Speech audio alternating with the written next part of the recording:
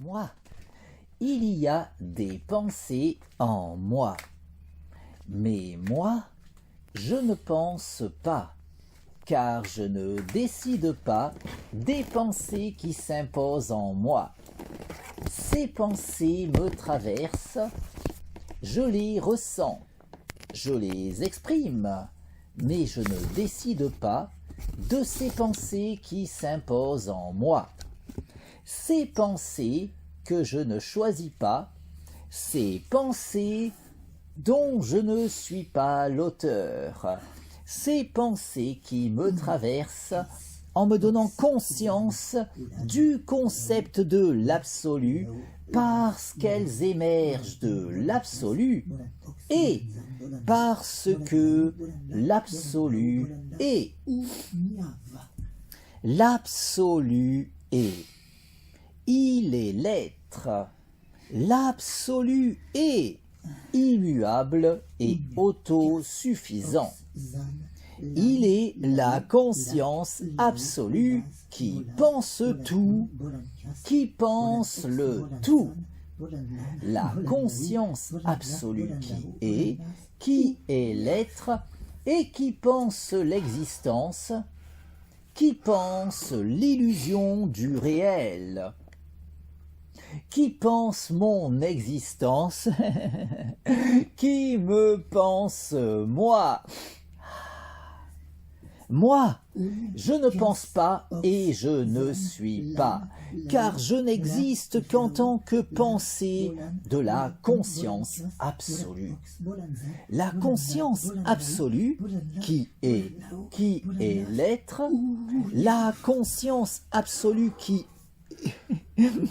est immuable et autosuffisante, la conscience absolue qui est l'être et qui pense instantanément toute l'histoire de l'existence, la conscience absolue qui pense instantanément toute l'histoire cosmique, tout cet enchaînement causal qui s'écrit rationnellement, toute cette suite de causes et d'effets qui s'articule logiquement, toute la causalité qui s'organise selon cette logique fondamentale qu'est la raison, cette logique absolue qui transcende tout, la raison qui est dans les rouages de tout, la raison qui détermine fondamentalement tout, de l'origine jusqu'à l'aboutissement, de l'infiniment grand jusqu'à l'infiniment petit, en passant par ma conscience. La raison qui est cause de tout et cause du tout. La raison qui est absolue, immuable et autosuffisante. La raison qui est l'absolu. La conscience absolue qui pense tout, qui pense le tout. La conscience absolue qui est l'être et qui pense l'existence, qui pense l'illusion du réel, qui pense mon existence, qui me pense moi et qui pense ma conscience, me donnant accès à la connaissance, puisque tout provient de la raison, et parce que ma conscience peut entendre la raison. Un entendement pouvant être optimisé en se disciplinant à cultiver cette harmonisation entre la psyché et la raison qu'est le raisonnement. Au point qu'en dépit des limites évidentes de mon entendement personnel, tant que je m'appliquerai à m'investir dans le perfectionnement de mon aptitude personnelle d'écoute de la raison, je pourrai assurément continuer d'en apprendre toujours davantage sur tout, en étant assuré de pouvoir indéfiniment aller toujours plus loin, encore plus loin, sur la voie de la vérité.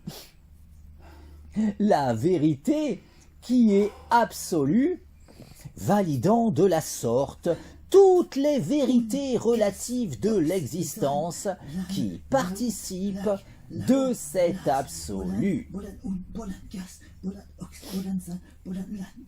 qui est l'être, qui est le tout, qui est la vérité, qui est la raison.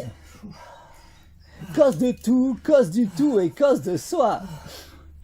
La raison qui est absolue, immuable et autosuffisante. La raison qui est l'absolu. La conscience absolue qui est et qui pense l'existence, qui n'a nulle autre raison d'exister que l'évidence absolument logique pour la conscience absolue de logiquement penser absolument tout, au point de pouvoir, en dépit de l'immuabilité de son identité, vivre malgré tout toutes les expériences à travers toutes celles qui auront été vécues durant toute la durée de l'histoire cosmique, logiquement pensée instantanément dans son intégralité par la conscience absolue, qui appréhendera également parallèlement toutes les variations logiquement possibles de l'enchaînement causal, en pensant évidemment instantanément autant de réalités alternatives dans l'immuabilité de son identité, de sorte que la conscience absolue qui est, malgré l'immuabilité de son identité, vit tout de même toutes les expériences possibles en pensant instantanément tout l'enchaînement causal avec toutes les variations logiquement envisageables de ce dernier, pour autant de réalités alternatives se devant logiquement d'exister autant que la nôtre au sein de cette conscience absolue qui pense, en toute logique, absolument tout. De l'origine jusqu'à l'aboutissement, de l'infiniment grand jusqu'à l'infiniment petit, en passant par ma propre existence, tout en pensant évidemment les pensées traversant ma conscience. Ces pensées qui s'imposent en moi sans que je ne puisse décider de leur teneur. Ces pensées que je perçois et partage, sans pouvoir rationnellement les considérer véritablement miennes. Ces pensées qui me traversent en me donnant conscience de l'absolu parce qu'elles sont pensées par la conscience absolue qui est et qui pense l'existence, qui pense l'illusion du réel, qui pense mon existence, qui me pense moi, et qui pense les pensées qui s'imposent en moi, en comprenant nécessairement toutes les idées émergeant de ces pensées qui me traversent, dont, évidemment, tous les mondes imaginaires pouvant émerger de ces pensées dont je ne suis pas l'auteur, autant de mondes qui ne doivent leur existence, fussent-elles uniquement dans ces pensées s'imposant en ma psyché, qu'en raison de l'évidence absolue de devoir logiquement exister dans la conscience absolue. Puisqu'au vu de son statut, cette dernière ne saurait manquer de penser quoi que ce soit, au point qu'en raison de son absolutisme, cette conscience qui est, en toute logique, la seule et unique véritable conscience qui, étant absolue, pensera logiquement tout, de l'origine jusqu'à l'aboutissement, de l'infiniment grand jusqu'à l'infiniment petit, en passant par ma conscience, en comprenant, évidemment, les pensées s'imposant en cette dernière, y compris, en toute logique, tout monde imaginaire pouvant émerger de ces pensées que je ne choisis pas. Autant de monde qui, en conséquence, ne saurait logiquement être moins réel que celui dans lequel j'évolue, un monde n'existant en vérité qu'en tant que pensée de la conscience absolue, tout comme les mondes imaginaires peuplant ces pensées traversant ma psyché, des pensées logiquement pensées par la conscience absolue qui, en toute logique, pense évidemment tout.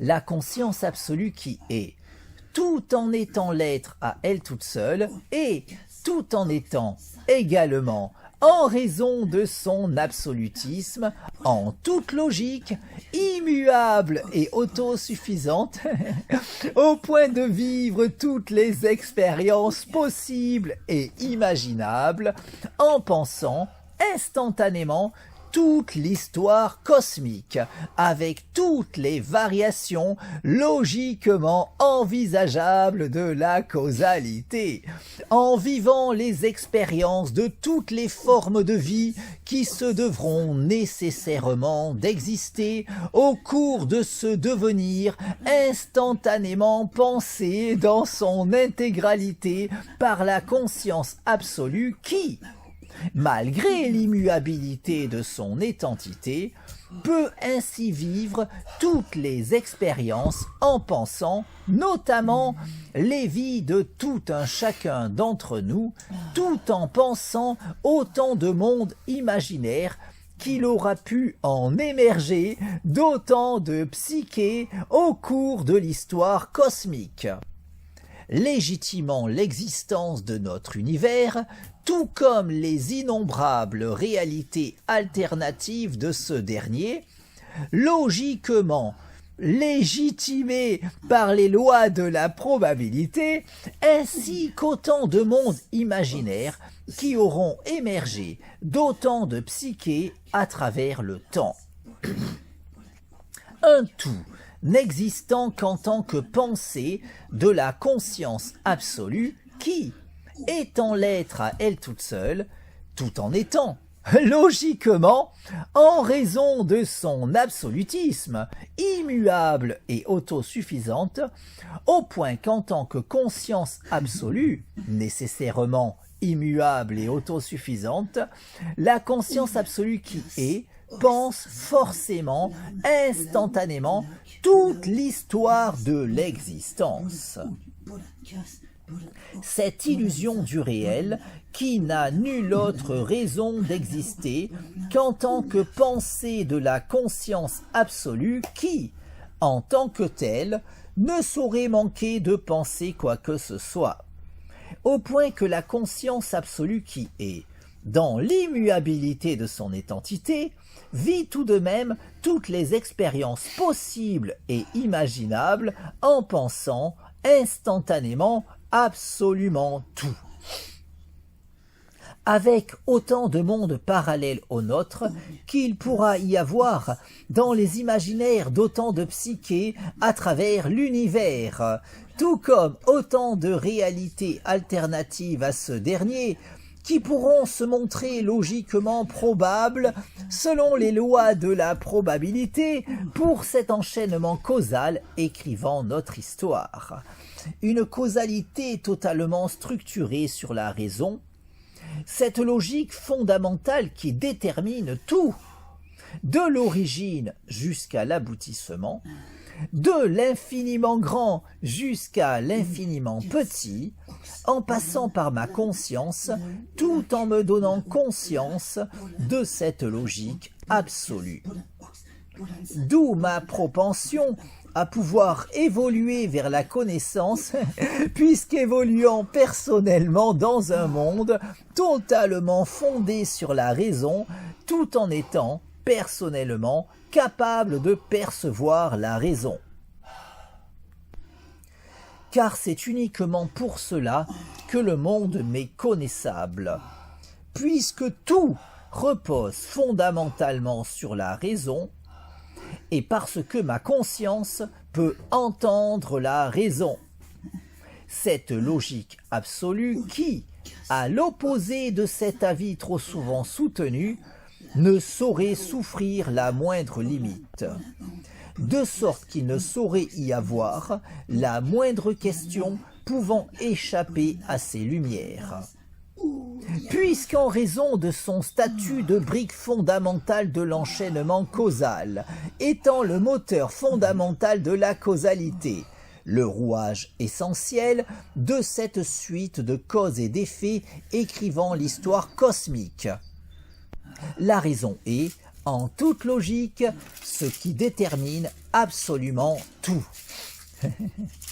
Et ce, sans le moindre intermédiaire véritable, puisqu'elle détermine absolument tout, au point qu'elle ne saurait ignorer quoi que ce soit, pas même les raisons du cœur, même si l'on peinera davantage à aiguiser notre perception de la logique absolue lorsqu'on voudra employer cette dernière, afin de saisir ce qu'il pourra sembler y avoir de plus intime selon tout un chacun, en tout un chacun d'entre nous.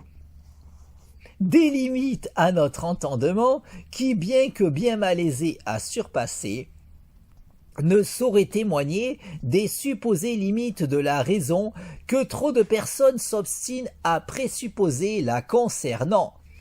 Puisqu'étant dans les rouages de tout, cette logique fondamentale qui détermine absolument tout, jouit logiquement de la connaissance de tout.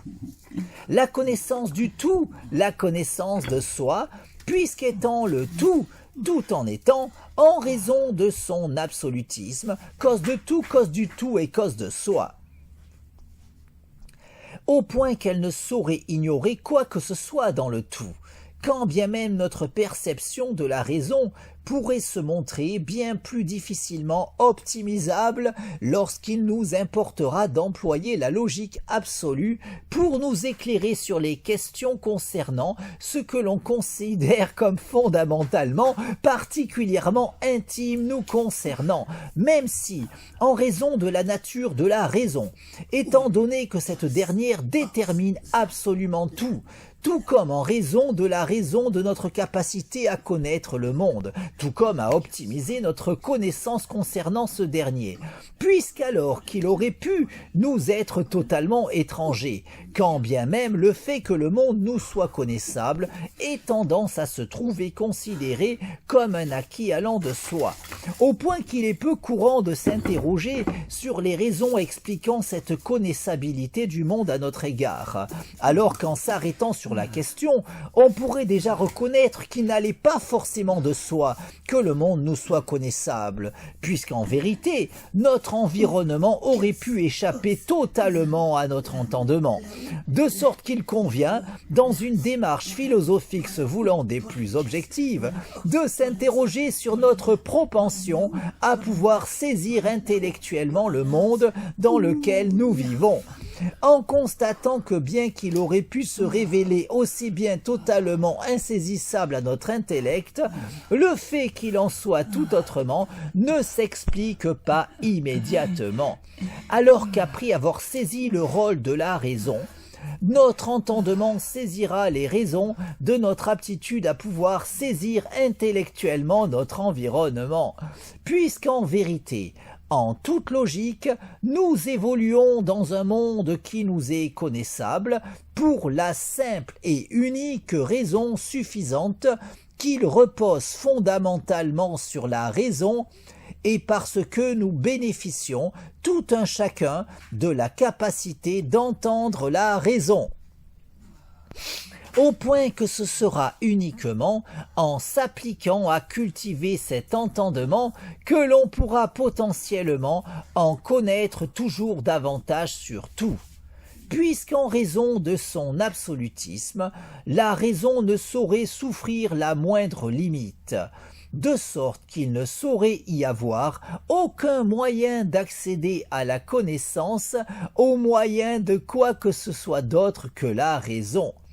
Au point que, quoi qu'il en soit, quelles que soient les limites de notre aptitude d'écoute de la raison, ce sera seulement en se disciplinant à s'appliquer à cultiver cet entendement que l'on pourra théoriquement continuer de progresser vers la connaissance.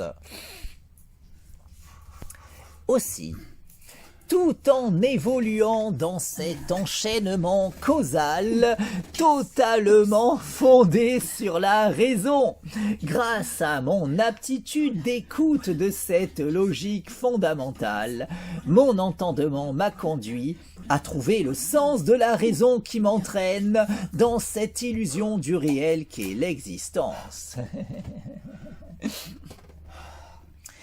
J'ai trouvé le sens de la raison qui m'entraîne à chaque pas sur le devant de la scène.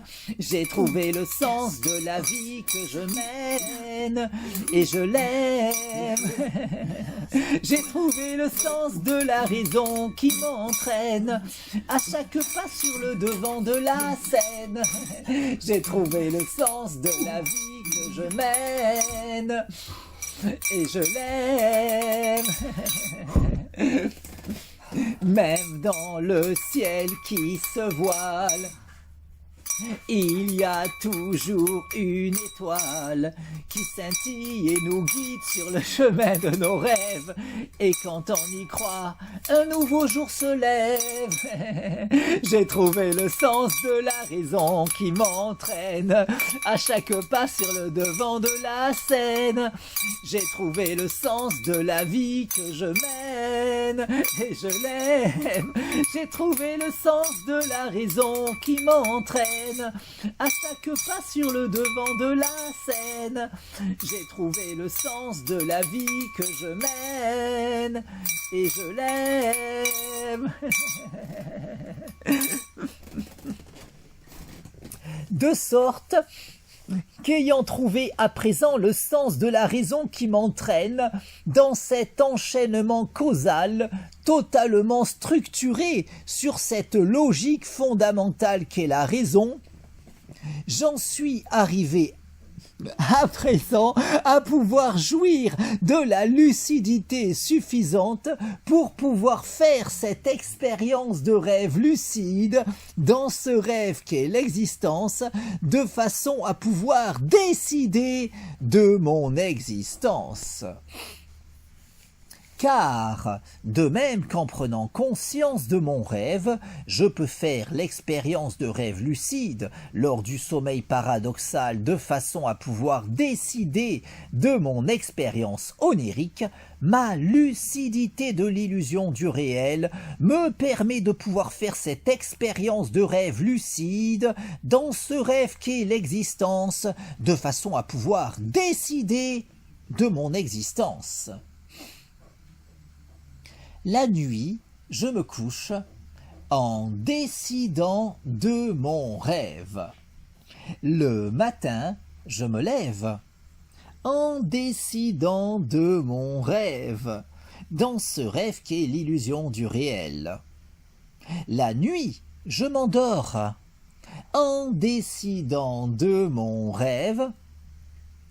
Le matin, je m'éveille en décidant de mon rêve. J'ai conscience de l'illusion du réel. Je peux faire l'expérience de rêve lucide dans ce rêve qu'est l'existence. J'ai conscience de n'être qu'une illusion. Dans ce rêve qu'est l'illusion du réel, j'ai conscience de cette illusion qu'est ma vie, j'ai conscience de cette illusion qu'est mon corps, j'ai conscience de cette illusion qu'est ma conscience.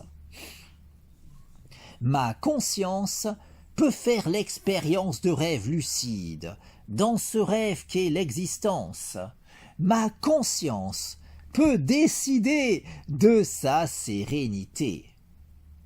Je décide de jouir de la paix en moi, la sérénité dans mon esprit, l'harmonie en moi, mon harmonie corps-esprit, mon harmonie avec toute chose, mon harmonie avec tout, mon harmonie avec le tout. Je décide de provoquer l'alchimie en moi, l'alchimie dans ma vie, l'alchimie dans mon corps, l'alchimie dans mon esprit, l'alchimie dans mon corps-esprit, l'alchimie dans le cours de ma vie, l'alchimie dans mon existence, l'alchimie dans l'orientation de mon existence. Je décide de cette illusion qu'est ma vie, je décide de cette illusion qu'est mon corps, je décide de cette illusion qu'est mon esprit, je décide de cette illusion qu'est mon corps-esprit. Je décide du cours de ma vie, je décide d'orienter ma vie selon ma volonté, dans ce rêve qu'est l'existence. Je décide de vivre la vie de mes rêves, dans ce rêve qu'est l'illusion du réel. Je décide de l'orientation de mon existence. Ma lucidité de l'illusion du réel me permet de pouvoir faire cette expérience de rêve lucide dans ce rêve qu'est l'existence, de façon à pouvoir décider de mon existence. La nuit, je me couche en décidant de mon rêve. Le matin, je me lève en décidant de mon rêve, dans ce rêve qui est l'illusion du réel. La nuit, je m'endors en décidant de mon rêve. Le matin, je m'éveille en décidant de mon rêve.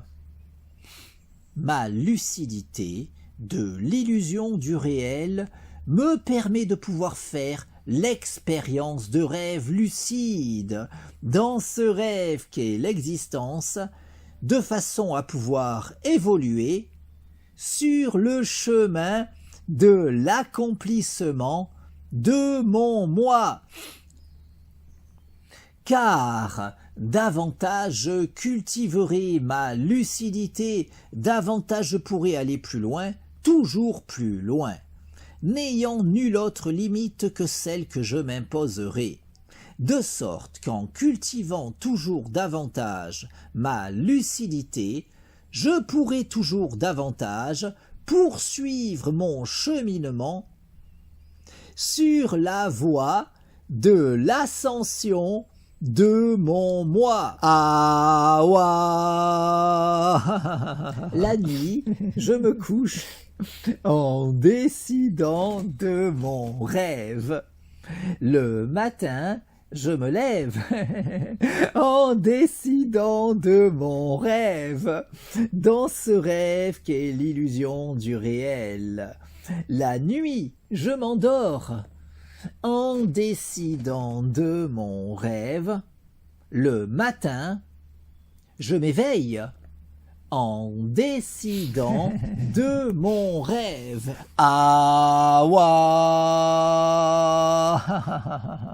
Ma lucidité de l'illusion du réel me permet de pouvoir faire l'expérience de rêve lucide dans ce rêve qu'est l'existence, de façon à pouvoir décider de mon existence. Je décide de cette illusion qu'est ma vie. Je décide de cette illusion qu'est mon corps.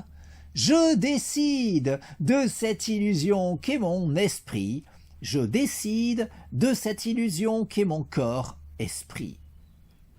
Je décide de jouir d'une santé optimale. Je décide de jouir d'un corps en bonne santé. Je décide de jouir d'une santé optimale, corps, esprit. Je décide de jouir d'une jeunesse éternelle. Je décide de vivre éternellement. Je décide de vivre éternellement en jouissant d'une jeunesse éternelle et d'une santé optimale, corps, esprit.